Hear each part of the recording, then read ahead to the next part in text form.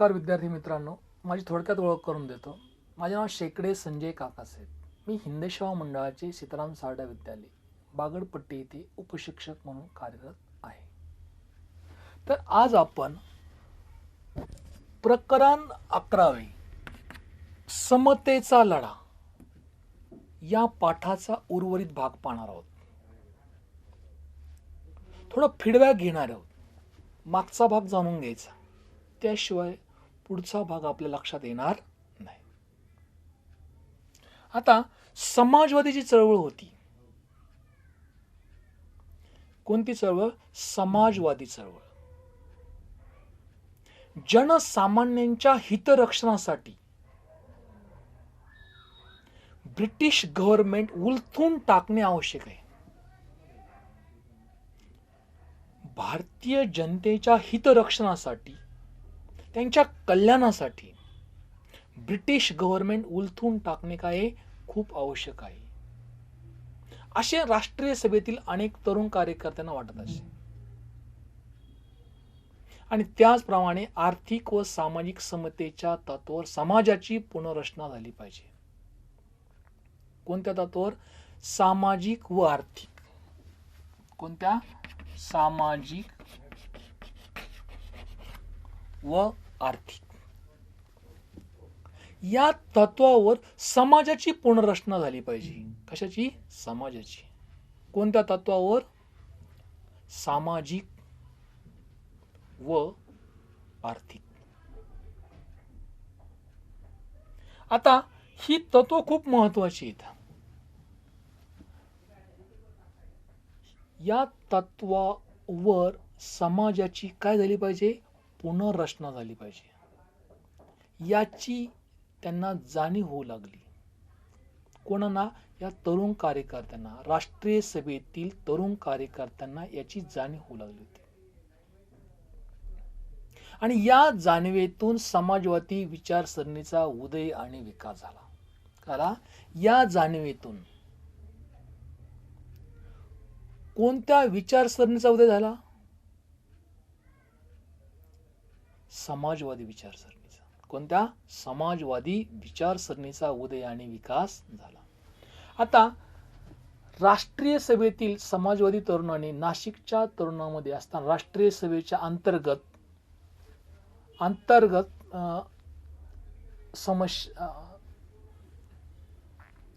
अंतर्गत समाजवादी पक्ष स्थापनेचा काय केला? निर्णय घेतला. आणि या निर्णयानुसार 1934 साली काँग्रेस समाजवादी पक्षाची स्थापना करण्यात आली. कधी स्थापना करण्यात आली? 1934. 1934 साली कशाची स्थापना करण्यात आली?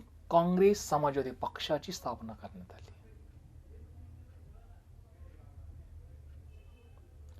राष्ट्रीय सभेच्या अंतर्गत समाजवादी पक्ष स्थापनेचा निर्णय घेतला आणि या निर्णयानुसार 1934 साली खाली काँग्रेस समाजवादी पक्षाची स्थापना करण्यात आली.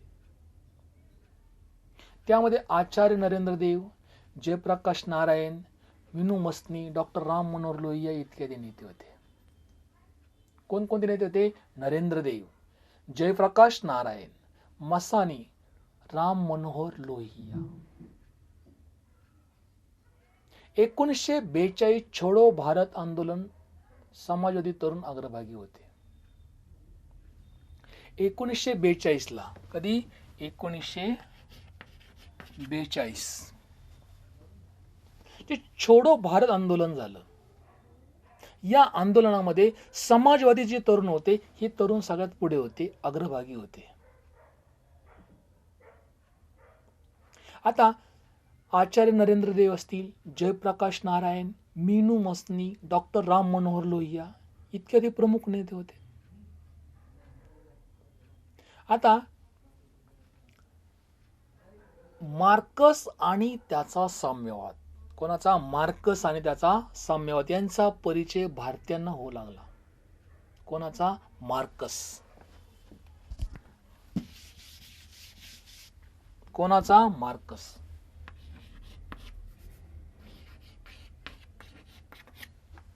कोणाचा? मार्क्स. आणि त्याचा साम्यवाद यांचा परिचय भारतीयांना कायला होऊ लागला. लोकमान्य टिळकांनी 1881 मध्ये मार्क्स विषयी लेख लिहिला होता. लोकमान्य टिळकांनी कोणाविषयी लेख लिहिला? मार्क्स विषयी. कधी लिहिला? 1881 मध्ये. कधी? 1881 मध्ये. आता पहिल्या महायुद्धानंतर भारतात साम्यवादाचा प्रभाव कायला जाणवू लागला.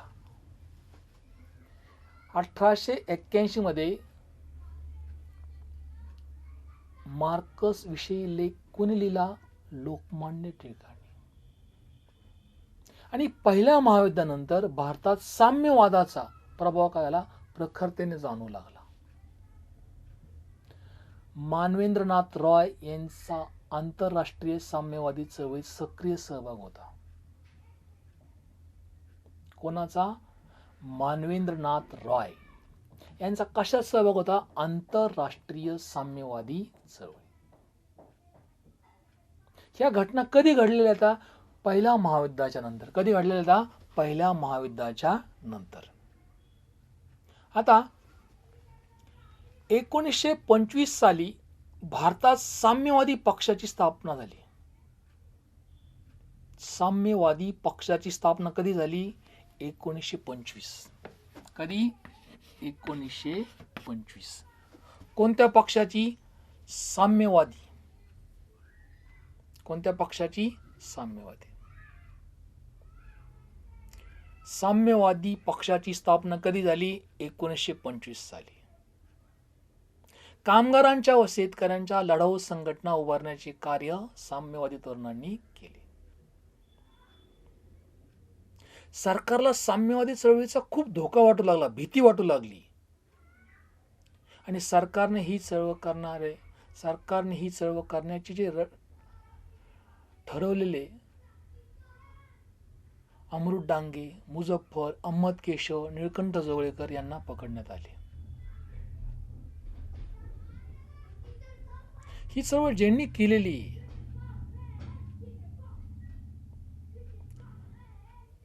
त्यांना पकडण्याचे ब्रिटिश सरकारने काय केले? ठरवले. मग कोण? अमृत डांगे, मुझफ्फर अहमद केशव, निळकंठ जोगळेकर यांना काय पकडण्यात आले. आता ब्रिटिश राज्य उलथून टाकण्याचा कट केल्याचा आरोप त्यांच्यावर ठेवण्यात आला. यांना आरोपी करण्यात आलं आणि त्यांच्यावर काय केला? हा आरोप ठेवण्यात आला. काय आरोप ठेवला? तर ब्रिटिश राजसत्ता उलथून टाकण्याचा प्रयत्न यांनी केलेला आहे. काय केलं? ब्रिटिश जी पॉवर आहे, जी सत्ता आहे, ही उलथून टाकायची, अशा प्रकारचा कट यांनी केलेला आहे. असा आरोप वरील नेत्यावर काय केलाय? ठेवलेला आहे. त्यांच्यावर ठेवण्यात आल्यानंतर त्यांना वेगवेगळ्या शिक्षा करण्यात आलेल्या. आणि हा खटला मिरत येथे चालवण्यात आलाय. कुठं आलाय? मिरत येथे. वेगवेगळ्या शिक्षा देण्यात आल्या त्यांना. आणि हा जो खटला आहे कोणत्या ठिकाणी चालवण्यात आला? मिरत येथे. म्हणून त्याला मिरत कट खटला असे म्हटले जाते. त्या गावाच्या नावावरून हे केले. त्याला मिरत कट खटला असे म्हटले जाते. आणि या मिरत खटल्यामध्ये कामगार चळवळीवर साम्यवाद यांचा प्रभाव कायम राहिला. कशाचा? साम्यवाद. कशाचा? साम्यवाद.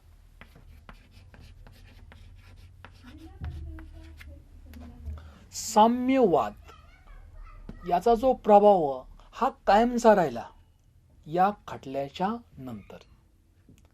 आता नंतरचा मुद्दा आहे आपला स्त्रियांची चळवळ. कोणती? स्त्रियांची चळवळ. आता ही चळवळ पहा, भारतातील समाज व्यवस्थेत स्त्रियांना दुय्यम स्थान होते. काय होते? स्त्रियांना दुय्यम स्थान होते. स्त्रियांची चळवळ तर भारतीय समाज व्यवस्थेत किंवा भारतीय समाज रचनेत स्त्रियांना कसं होतं? दुय्यम स्थान होतं. मानाचं स्थान नव्हतं. कोणत्या व्यवस्थेत? भारतीय समाज व्यवस्थेमध्ये अनेक दृष्ट चालीरीतीमुळे त्यांच्यावर अन्याय होत असे. परंतु आधुनिक युगात या विरुद्ध जागृती होऊ लागली. मॉडर्न युग, आधुनिक युग यांच्या विरुद्ध काली जनजागृती झालेली आहे. अनेक दृष्ट चालीरीतीमुळे स्त्रियांवर काही अन्याय झाले, तर अत्याचार झाले. पण आधुनिक युगामध्ये या विरुद्ध काय झाली? जनजागृती झालेली आहे. स्त्री विषयक सुधारणा चळवळीत काही पुरुष सुधारकांनी पुढाकार घेतला. पहा, स्त्रिया विषयक सुधारणा चळवळ जी होती त्या चळवळीत काही पुरुष सुधारकांनी काय केला? पुढाकार घेतलेला आहे. आणि काळाच्या ओघात स्त्रियांचे नेतृत्व पुढे येऊ लागले. काय झालं? जसा काळ बदलत गेला तसा स्त्रियांचं नेतृत्व, लीडरशिप पुढे येऊ लागली. त्यांची स्वतंत्र संस्था, संघटना स्थापन होऊ लागल्या. काय झाल्या? स्त्रियांच्या संघटना स्थापन होऊ लागल्या.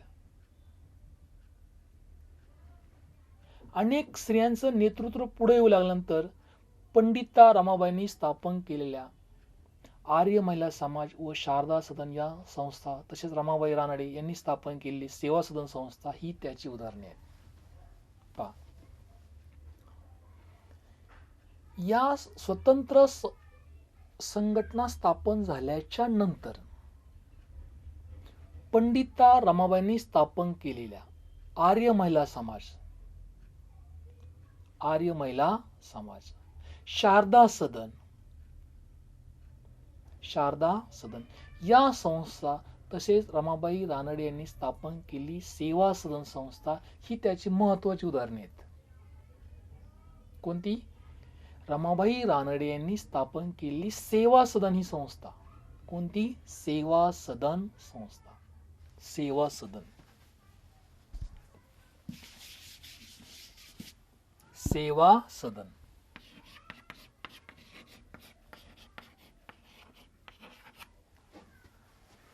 सेवा सदन संस्था ही त्याची महत्वाची उदाहरणे आहेत.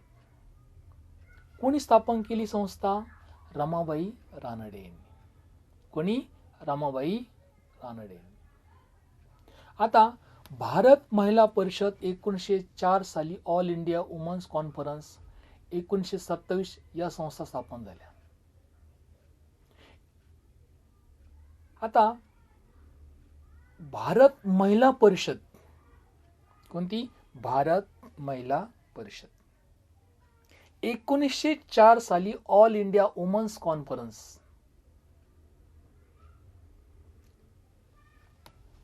आणि 1927 मध्ये या काय केल्या? संस्था स्थापन झालेल्या आहेत.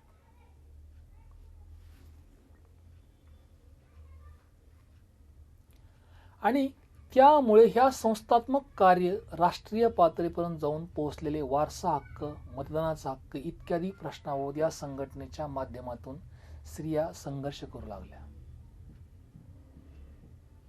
की राष्ट्रीय पातळीवर, नॅशनल लेवलवर हे संस्थात्मक कार्य पोहोचलेलं होतं.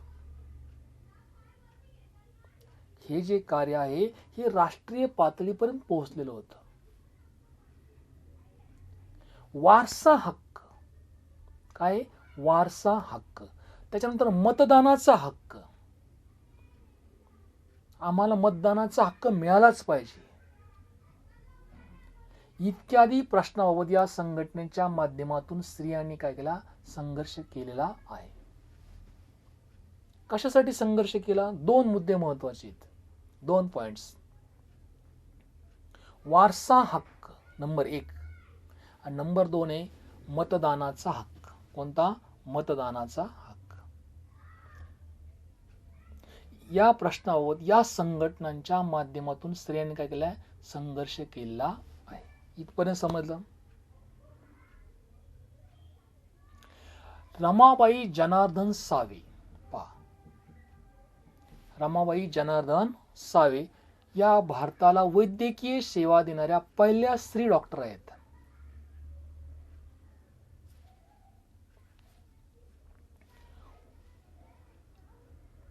रमाबाई जनार्दन सावे.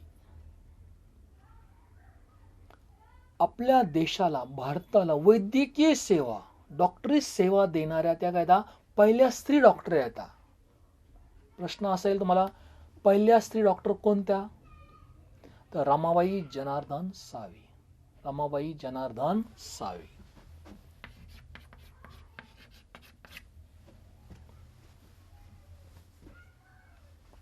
या पहिल्या स्त्री डॉक्टर आहेत आणि त्यांनी स्त्रियांसाठी आरोग्यविषयक व्याख्यानमाला चालवल्या. तसेच राजकोट येथे त्यांनी रेड क्रॉस या सोसायटीची शाखा उघडली. त्यांच्या कार्याची माहिती दिली आता. रमाबाई सावे यांनी काय कार्य केलेले आहे? तर त्यांनी स्त्रियांसाठी आरोग्यविषयक व्याख्यानमाला काय केल्या आता चालवल्या आहेत. ठिकठिकाणी व्याख्यानमालेचे वर्ग काय केले त्यांनी सुरू केले. कशाविषयी? विषय काय? तर आरोग्यविषयी. कोणता? आरोग्य विषय. तसेच राजकोट येथे त्यांनी काय केली? रेड क्रॉस या सोसायटीची शाखा उघडली. रेड क्रॉस या सोसायटीची शाखा कुठे उघडली त्यांनी? तर राजकोट येथे. कुठे? राजकोट येथे. कोणती सोसायटी? Red cross. कोणती? Red cross.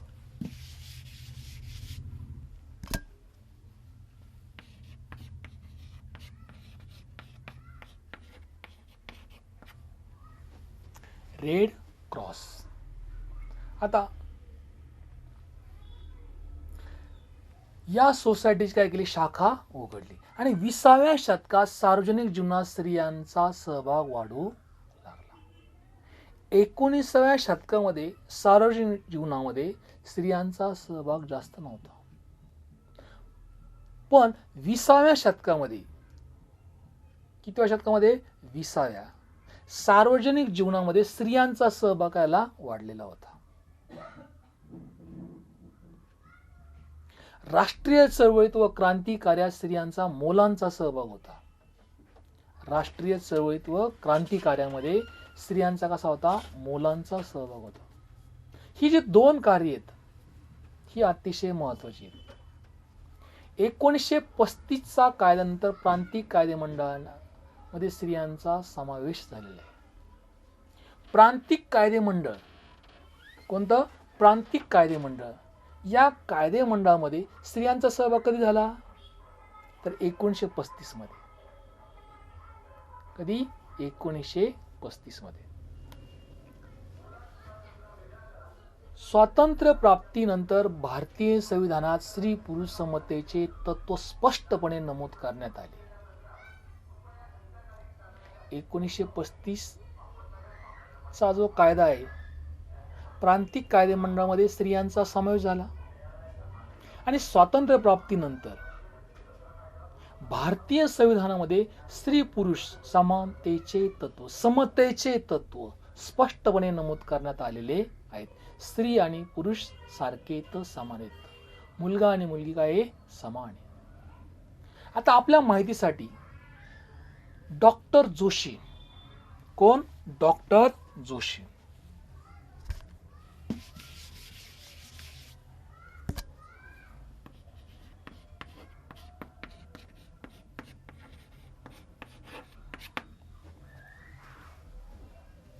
Doctor Anandibai Joshi पहिल्या भारतीय महिला डॉक्टर.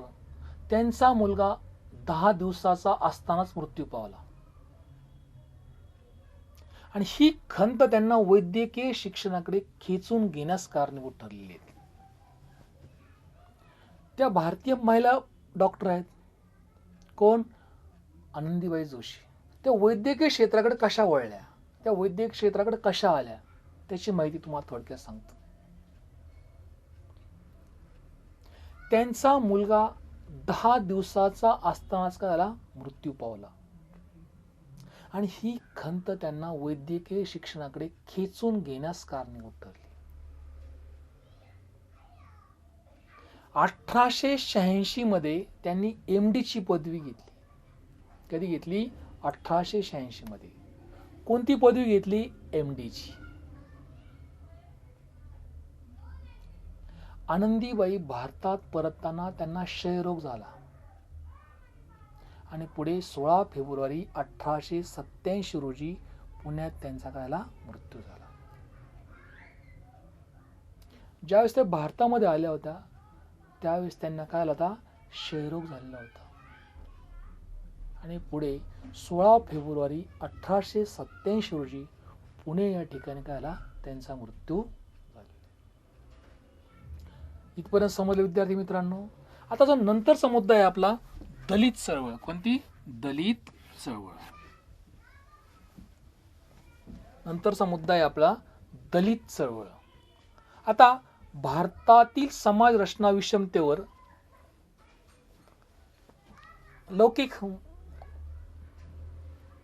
भारतातील समाज रचना विषमतेवर आधारलेले होते. दलित चळवळ जी भारतातील समाज रचनाची विषमतेवर आधारलेली होती.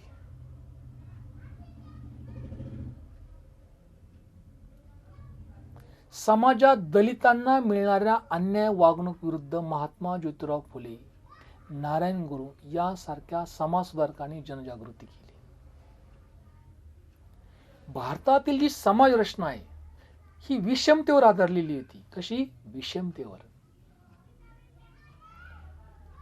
आणि समाजात दलितांना मिळणाऱ्या अन्याय वागणूक विरुद्ध महात्मा ज्योतिराव फुले, नारायण गुरु यासारख्या समाजसुधारकांनी काय केली?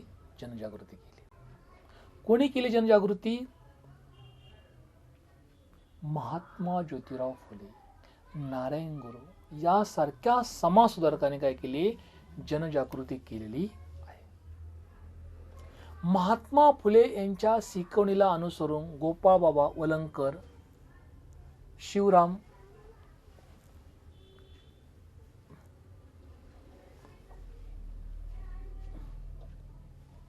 काय कर, माझ्या हाताकडे लक्ष दे ना प्लीज, कारण ते सगळं खालीवर होईल मग पूर्ण.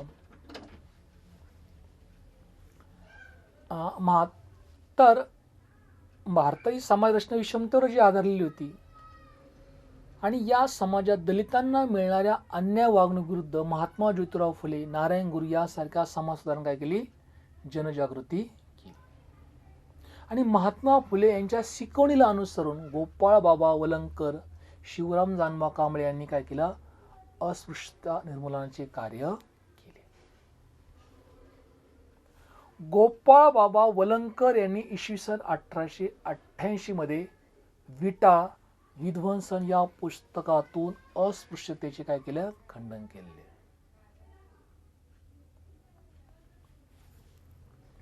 गोपाळबाबा वलंगकर कोण? गोपाळबाबा वलंगकर यांनी इसवी सन 1888 मध्ये, कधी? 1888. तर विध्वंसन हे जे पुस्तक होतं, कोणतं? विध्वंसन, या पुस्तकातून अस्पृश्यतेचे काय केले? त्यांनी खंडन केलेलं आहे. शिवराम जानबा कांबळे यांनी सोमवंशीय मित्रे मासिक 1 जुलै 1908 रोजी सुरू केले. पहा, शिवराम जानबा कांबळे यांनी काय केलं? सोमवंशीय मित्र हे मासिक कधी सुरू केलं? 1 जुलै 1908 रोजी. कोणी सुरू केलं? शिवराम जानबा कांबळे यांनी. कोणी? शिवराम जानबा कांबळे यांनी. मासिकाचं नाव काय? सोमवंशीय मित्र. काय? सोमवंशीय मित्र. मुरळी आणि जोगतीन कोण? मुरळी आणि जोगतीन यांच्या प्रश्नांना काय केली? वाचा फोडली. कोणाच्या प्रश्नांना वाचा फोडली? मुरळी आणि जोगतीन. तसेच देवदासींच्या विवाहासाठी काय केलं? त्यांनी पुढाकार घेतला. कोणाच्या? देवदासींच्या विवाहासाठी. आता तामिळनाडूमध्ये पेरियार रामस्वामी यांनी अस्पृश्यता निर्मूलनाची चळवळ उभारली. कोणती? अस्पृश्यता निर्मूलनाची चळवळ. कुठे उभारली? तामिळनाडूमध्ये. कोणी उभारली? पेरियार यांनी. कोणी? पेरियार यांनी. महर्षी विठ्ठल रामजी शिंदे यांनी दलितांच्या प्रगतीसाठी 1906 मध्ये डिप्रेस क्लासेस मिशन ही संस्था सुरू केली. डिप्रेस क्लासेस मिशन ही संस्था कधी सुरू झाली? 1906 मध्ये. कोणी सुरू केली? महर्षी विठ्ठल रामजी शिंदे. महर्षी विठ्ठल रामजी शिंदे यांनी दलितांच्या प्रगतीसाठी 1906 मध्ये डिप्रेस क्लासेस मिशन ही काय केली? संस्था सुरू केली. दलितांना स्वाभिमानी, सुशिक्षित आणि उद्योगी बनवणे हा त्यांच्या कार्याचा महत्त्वाचा भाग होता. तर विद्यार्थी मित्रांनो, पाठाचा भाग इथे संपलेला आहे. उर्वरित भाग आपण नंतरच्या लेक्चरला घेऊ. धन्यवाद.